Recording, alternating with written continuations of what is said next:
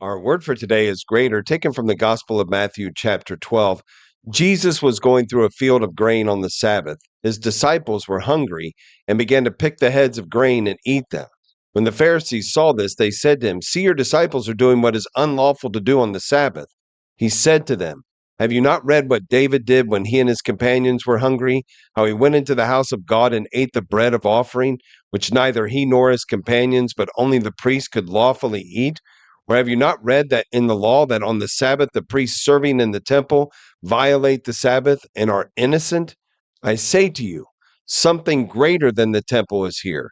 If you knew what this meant, I desire mercy and not sacrifice, you would not have condemned these innocent men, for the Son of Man is Lord of the Sabbath." Brothers and sisters, there is something greater here.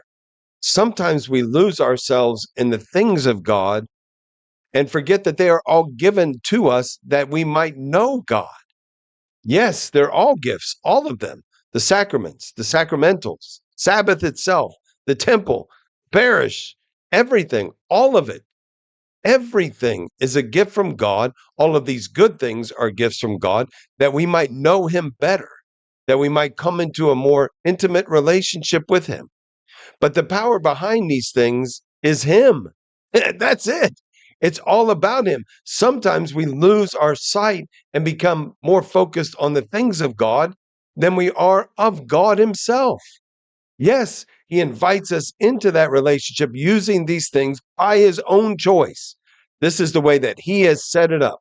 He decided to use these things to draw us closer to Him. Why? Because they're perfect, because they are perfect instruments to bring us closer to Him.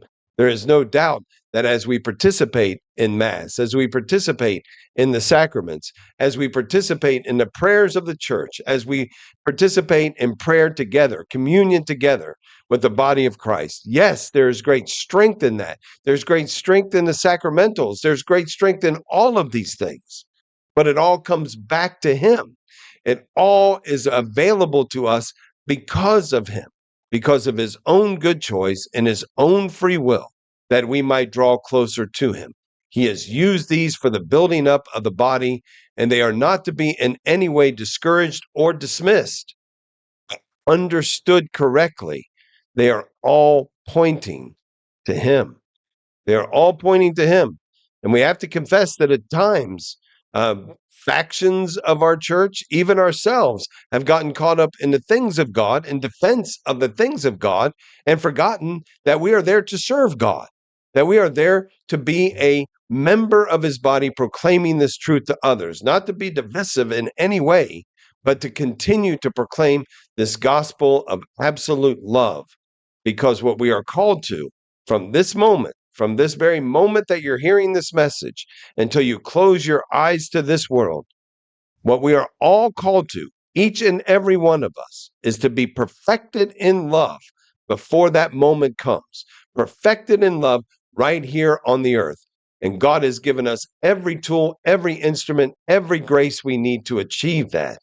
Always keeping our eyes on Him, always thanking Him for all of these gifts that He has provided to us that are focused on one thing and one thing only, that we might grow in our love of Him, that we might grow in our understanding of Him, and that we might grow in our service of Him. Greater, our word for today.